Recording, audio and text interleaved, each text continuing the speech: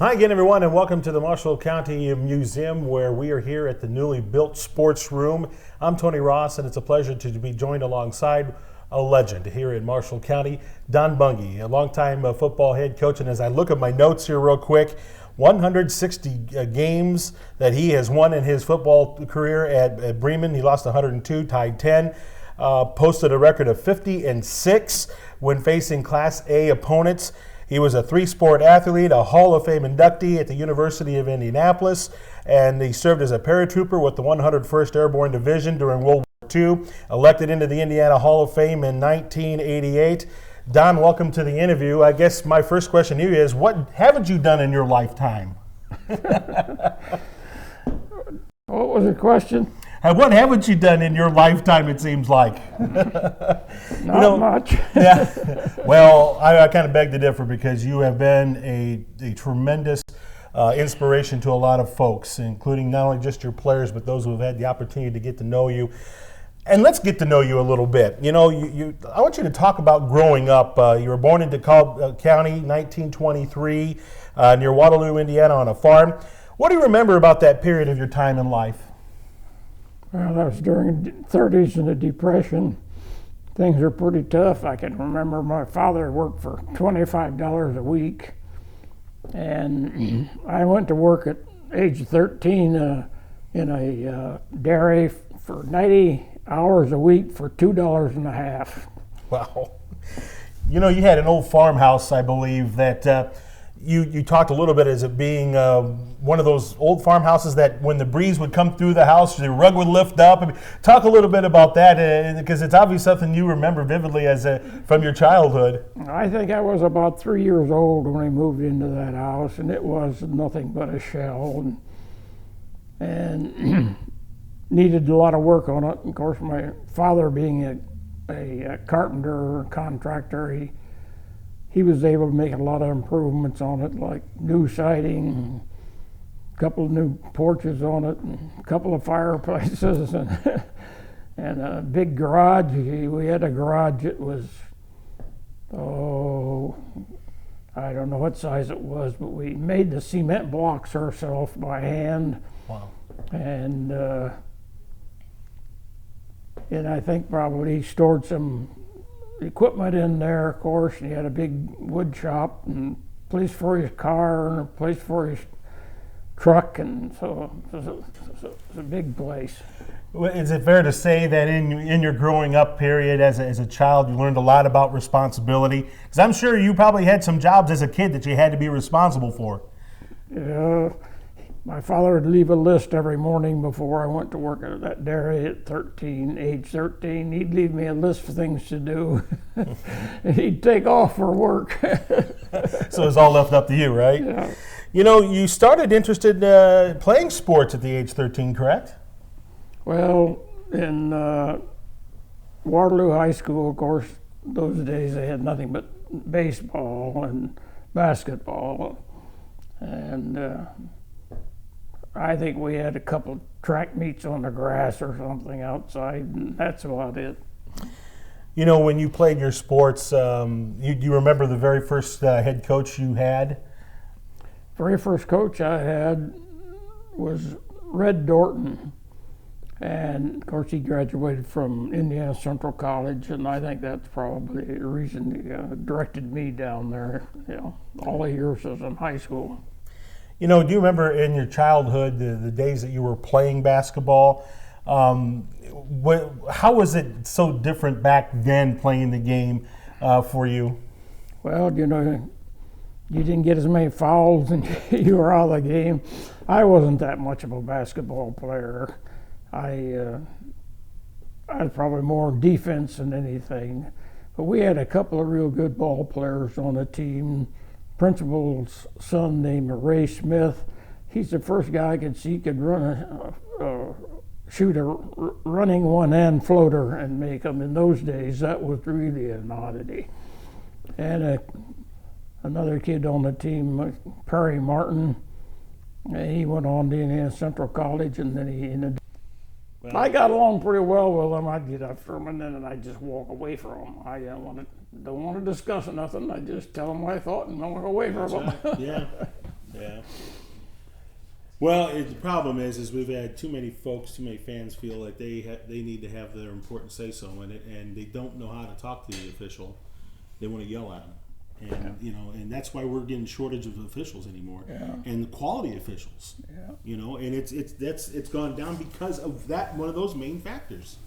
So I used to, when I was athletic director, I hired officials, and I'd tell them to bring an extra official along, an extra one, and train him.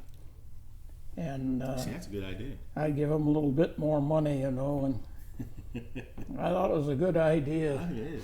In fact, one of those officials I'd have regularly for football happened to be, what was his name, from Michigan City. He ended up as Big Ten charge of official from the Big Ten. What was his name? I can't think of his name now. Oh well. So you worked with him? And yeah, but that's a tough job, officiating. It is. It is. I don't think Just like coaching, everybody's after you. Yeah, that's the truth. Up in professional baseball, we had some good athletes on the team. So, if you were to talk a little bit about what you learned as a player, plus you had to be responsible as a young man living on the farm, can you talk a little bit about that for you? Did all of it kind of work out to a point where when you became an adult, you felt good knowing the fact that you can juggle both, because you were a collegiate player as well, and you also did studies and you also were working. So, even at the age of 13, playing basketball and then having a job at the same time, that was quite a moment in your lifetime, wasn't it? Well, I'd go to work at 4:30 in the morning and work until 7:30 during the school year, then off to school, play ball in the evening. It was a pretty busy schedule. Your college years, you ended up going to Indiana Central. Let's talk a little bit about that for a little bit. Your playing days, were there any of your teammates that were influential in your life? When I went down there, they had a basketball team for a couple of seasons that were rated in the top 10 in the nation, including all schools. They had a terrific basketball team. Of course, I didn't try out for that. I played on the intramural team, and then that spring, and I went out for baseball, and the third baseman hurt his back, and so I had an opportunity but he couldn't bend over and field the ball, so I had an opportunity to play as a freshman. But then, of course, when time for service come along and took a lot of those players and graduated, I was drafted maybe on the team, you might say, because I was a pretty good intramural player. George Crow, familiar name, I'm sure, with you. Talk about him. You kind of became real close friends with him down the road, right? I played with him one season, and that was when I was a sophomore and he was a senior. And I was in the first game they'd lost in, 30-some games. I forget what it was. They'd won in a row. And first game they lost, and I played. But I can remember him. He'd get 3 fouls on him, and then he'd be able to play the rest of the game without fouling. He was a terrific ball player. And then later on in life, you got to meet also his brother, Ray Crow, was one of the first coaches to enlist blacks into ICC, right? The coach that headed Indiana Central at that time, Harry Good, was the first to pull black players into college basketball. He had some from Washington High School. The first one, the great one they had, was a fellow named Dave DeJournette. And then, of course, the Crow family, and we had a fellow that was from Bristol, Indiana, Ray Bloomingdale, was a terrific ball player from this area. And one named Brenneman from over around Goshen somewhere, I forget just where. But he was the first to do this. And of course, we traveled in cars in those days and couldn't stop and eat at restaurants or even go to the restroom somewhere because we had black players on the team. I remember one time we went to Louisville to play a doubleheader baseball game one Saturday, and we got down there and come out on the field, and their coach says, "That guy can't play." That was George Crow. And our coach says, "Okay, we're going home." And he says, "Oh, you don't want to do that." He said, "Yes, we're going home. He can't play. We're going home." And she says, "No, don't do that." He says, "Wait, I'll go see the president." He went to talk to the president of the University of Louisville, and they said, "Let him play." So we played that day. How about that? Yep. So after your college days, you went and decided you wanted to enlist to the service, and you tried out for the Air Force. How did that first opportunity work out for you? Well, they wouldn't take me in the Air Force first time. You could join the service and stay in school and then go to officer training school. And I tried to join the Air Force, and they said I wouldn't be able to breathe in high altitudes, and so I didn't pass. So I said, okay, I'll just wait till they get to draft me, and I'll see where I go. And so that's where I ended up in the service. What year was that, roughly? Do you know? Oh, 43. So around World War II time. Is that correct? What? Is that around World War II time? Right. Well, let's talk about it. Did you end up getting drafted? I didn't hear you. Did you end up getting drafted? I ended up drafted, and I went to Fort Lee, Virginia for basic training, and I did pretty well in basic training, so they kept me on as what they call a cadroom, an instructor in rifle marksmanship and close order drill, things like that. After a while, I got tired of that, and I said, I'm going to try the Air Force again, and they took me, and next thing you know, was in training in Texas, and they said, gee whiz, we took in a couple hundred too many cadets for flying, and says, we don't need you, so we're going to have to push you back out. So they put me in a cactus division in the infantry, and I said, I'm not staying here, and so I'm joining the Paratroops, and so that's off I went to the Paratroops. Yeah, you kind of traveled around all these camps. You're what, Livingston, Fort Benning, McCall. Talk a little bit about that. You went into the paratrooping side of things. Was it just a branch for you to go into, or was this something that was of interest? Well, of course, being a volunteer, and supposedly we were a group that had a little advanced education rather than just high school. And also, because we volunteered, we were a special training group and called a 545 Parachute Regiment, and we were placed in reserve in case they needed us someplace somewhere. So that's why I ended up there. And correct me if I'm wrong, when you left Camp McCall, were you able to do anything overseas, or did you go overseas after that tenure? Went to Camp McCall, North Carolina for a little while for some advanced training, and then we went over to 41 days on a boat in through the South Pacific and to the Philippines, and we landed at Batangas Bay and worked our way up into Manila and at the air base there that had been one. And from there up to northern Luzon, into Lipa airstrip, and then from there had a jump in the Cagayan River Valley. And then, of course, it was getting close to it, getting ready to attack Japan and land there. So we flew into Okinawa and was there for a little while and getting ready to fly and jump into Japan. And our outfit happened to be the first group of troops that went into Japan as occupation troops afterwards. Wow. Did that experience, did it still stay fresh in your mind, having the opportunity to do all that? I would imagine it would, but that was a real big crucial point in your particular life, wasn't it? Yeah, well, I had plenty of chances to avoid trouble. Right. So after you'd done your service time, it was time to come back home, and this is probably one of the most important moments in Don Bunge's life, because he got to meet a very special lady when you came back home to Waterloo, if I'm not mistaken. And tell us about this new friend that you found when you came back from the service. Well, I come back and I decided to go back to school. And they had a spring term, a short term. You could take a couple courses, get back in school.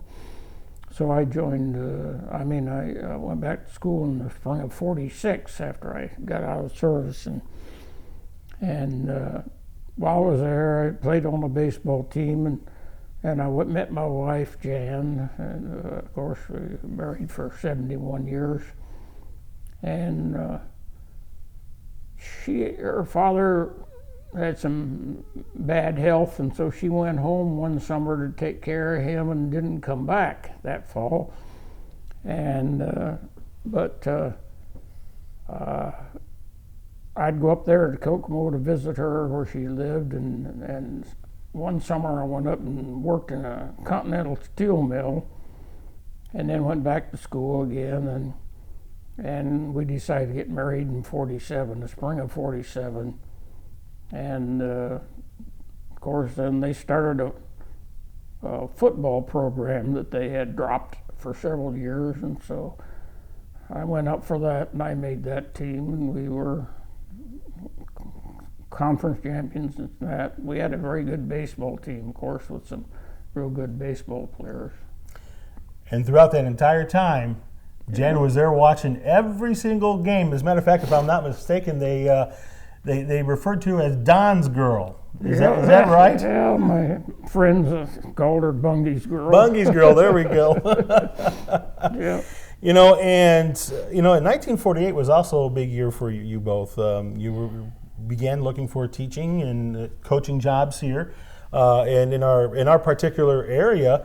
What two schools, I think, if I'm not mistaken, were the ones that you and Jan were looking at to possibly get started with your new careers? Well, of course, every school had a basketball team, and I was really interested in football coaching, but in those days, only the larger schools or maybe county seats maybe had a football team, and they had a coach and maybe one assistant, and so there weren't many jobs available. So I took a basketball job, having played for Angus Nickerson and Harry Good, and took that. And so I looked for a basketball job, and I went to a little town in northeastern Indiana. First of all, I heard that they had an opening, and we drove into town, and my wife says, "I'm not living here," so I just turned around and left. And we didn't even the boss said the so.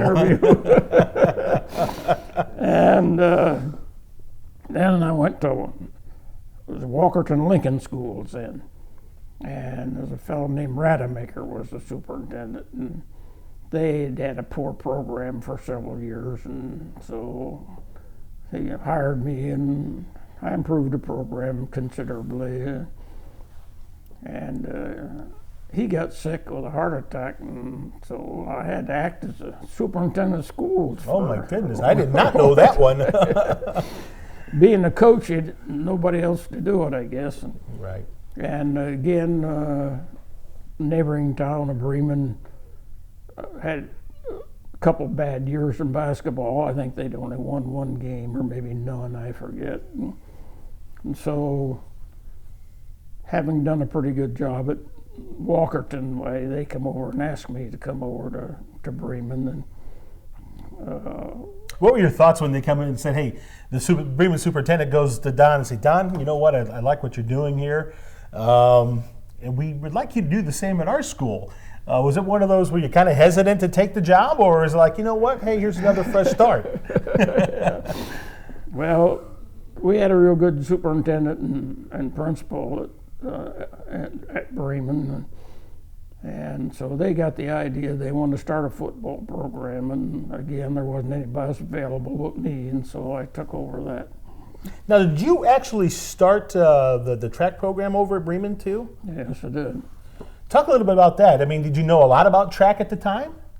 Well, I enjoyed running a lot. And first, of course, when I was in the service, you know how it is in the Army, in the service, you get a lot of spare time when you're waiting to be shipped or something, and I couldn't sit around, so I'd get out and run 10 miles or something, and I kind of liked running, and so I started a track program, and of course I probably was somebody not only in football but basketball or track. I was demanded a little like more excess from the players and some coaches, and shoot, I'd do things like we'd go to a track meet, and I wouldn't let them stand still when they got through with their events. I made them work out on the backside of the track, and keep them busy. And 5 miles out of town, coming home, I'd make them get out and run in after a track meet and things like that. They learned to dedicate themselves, and I thought that was important. They learned to work. Well, that's awesome. And not to downplay this, but when Don was in his first year as basketball coach at Bremen, they only had 8 wins your first year. Next thing, your second year, you're up to 18.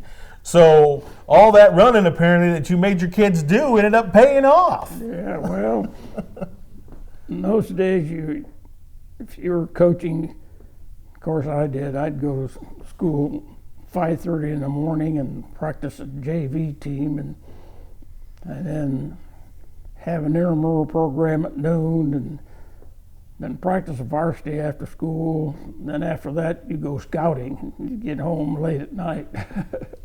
That's the way it was then. Absolutely.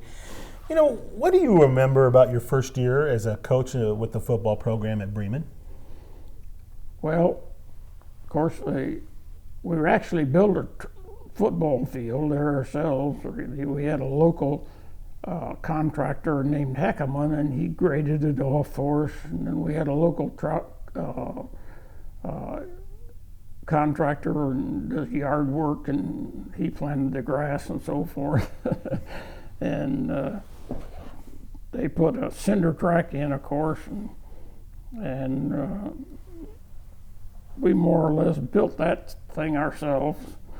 And we practiced just for one season and played one JV game the first year, and then after that, the next year, we played a JV schedule, and then varsity schedule after that. And so we went into it gradual. A couple of neighboring schools, they started football, and they jumped into a varsity program right away, and that didn't pay off, and so I thought we're going to start this the right way. But in 1958, the Northern State Conference got developed, and here you guys are now playing with some really good schools in that conference. Yeah, we had some. Of course, we played in the Northern Lakes Conference for several years, and we had some track championships, and we had some good football games, and we didn't win a whole lot of games, but a few more maybe than we lost, but we were competitive. That was the thing about it. Well, and that was your MO when you played a Bremen Line football team, is that you were going to face kids that were competitive.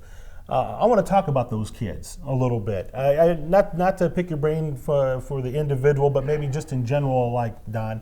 The kids that played for you, you required a couple things, and the first one you mentioned a moment ago was dedication. The other one is commitment to each other.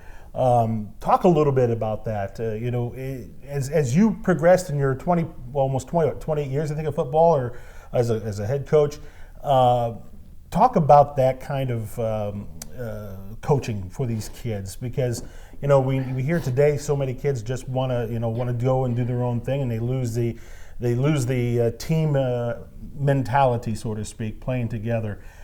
Was it easier earlier in your coaching career to get that established to the kids that, hey, listen, it's all in one here? Well, you didn't have all the problems you had with children in those days. There wasn't much for them to do. Maybe work in a filling station on the weekends or make hay in the summertime, and sure. That's about it. So they didn't have a whole lot of other things to distract them and keep them from wanting to play. But we had a I don't know, we just had a group of young men in Bremen that would listen to what you wanted them to do and stand for the demand I put on them, and they got used to that. You know, it's a matter of you talk to kids today about running and conditioning. They say, "Oh, I don't want to run," you know. But heck, my players would go out on Saturday and run the railroad track to Napanee and back, just extra. Right. So that's the kind of kids we had, and I didn't have problems with parents and administration like they have today. Somebody else is telling you what to do all the time. They left me alone, said it was my program, and left me alone. I don't know, maybe it was because they thought I was hard to get along with, or whether I knew what I was doing. But they left me alone, and I had a lot of people, administrators and people in the area say I had the best football job in northern Indiana. Well, and it's because of those kids, obviously. Here we're talking coach here that picked up 2 state championships in football, 2 NLC titles. We're talking about as all the culmination of the success of the Bremen football program. We're talking about a football Hall of Famer here. I'm sitting next to a guy who got a Coach of the Year honor. University of Indianapolis selected him into their Hall of Fame. And my goodness, you even got a football field named after you. Don, I want to talk about your state championship team in 1989. What made them so special? Well, one of those boys on the team, when he was a freshman, the center on the team, I thought, this kid looks like he's going to be as good a blocker as we've had. He quit playing. And for some reason on the senior, he didn't play sophomore, junior year, but senior year he come back out again. And so we had him, and we had a kid that was a tight end, and a linebacker was a terrific player. And of course, Feldman, the quarterback. There's a lot of good athletes come out of that family. Yep. And year after year, it seems like. But he had hurt his hand, I think, the year before. He threw a pass, and I think hit a helmet on a defending player that was rushing him or something, and so he didn't play. But he came back out the next year and he did a real good job. We had some good players, a couple of good guards on the team, and you know, I thought I tried to prepare kids for a good life afterwards.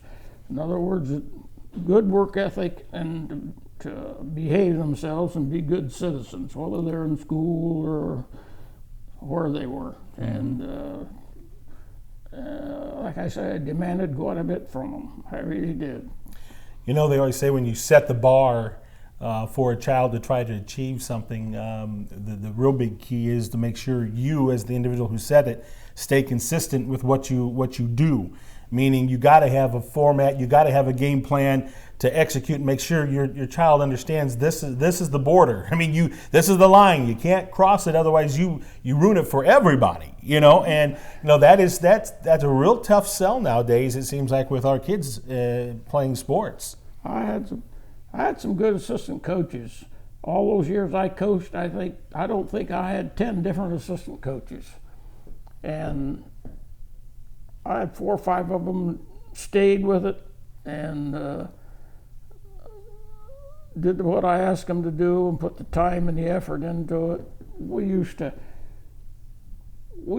probably, after a little while when the computers come out and stuff, we'd have 5 or 6 films of games that we would look scout and put it all in a computer. And so, like for on defense, if it was a certain situation, a down and yardage or situation, my son used to say, "Oh, Dad, we know what they're going to do before they do it."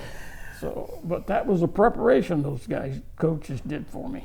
When you take back and you step back a little bit and look at everything that you've been able to be part of, what are some of the thoughts that come your way when you think of all this? Oh, you just stick around long enough one place, things happen, I guess.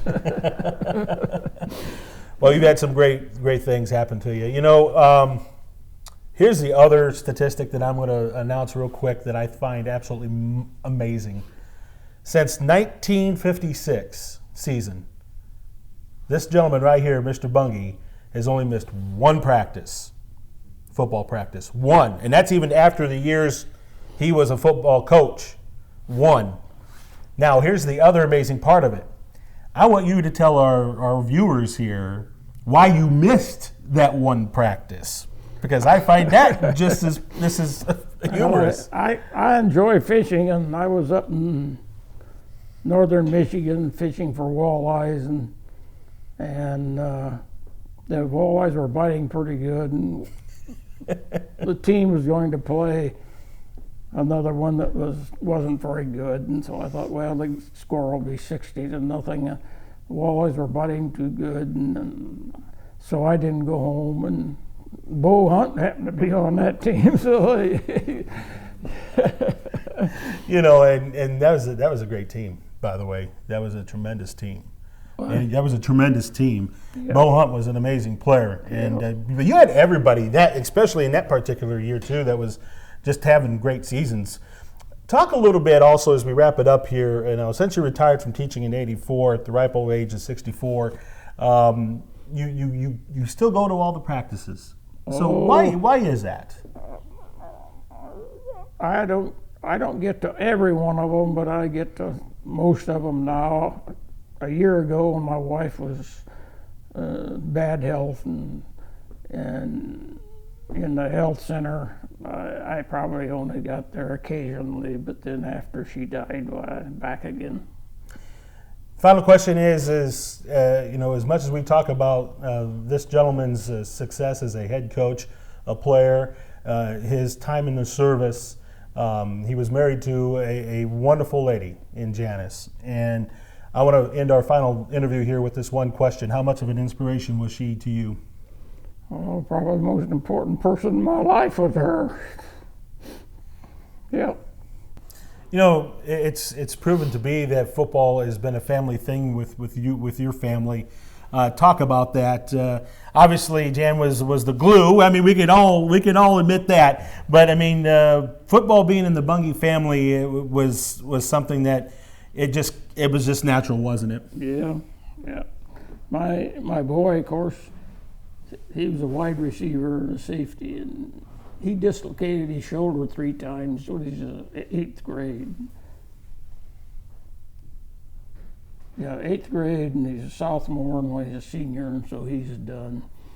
And he went to school, and he ran on a track team, and he wasn't real fast, but he was just a big guy that could run. But he loves it. He likes football. He knows more about football than I do. I wished he'd have gone ahead and coached, but he's the kind of kid that doesn't like to get after anybody. Mm-hmm. He doesn't like to do that. In fact, but he knows how to coach it. He's a teacher. There you go. And he quit the public schools because of that, and he teaches in IUSB now with foreign students. He likes them because they're there to learn, I guess. Yeah, there you go. This is Don Bunge. He's not only a Hall of Famer, but he's a great man, and he's legendary throughout the town of Bremen. But I will tell you, he's well known throughout the state of Indiana as well. And what makes him even better as an individual is what he does do and what he has done for our kids. And so, Don, it's been a pleasure. Thank you so much for doing this, my friend. Okay. Thank you. I'm glad to be here.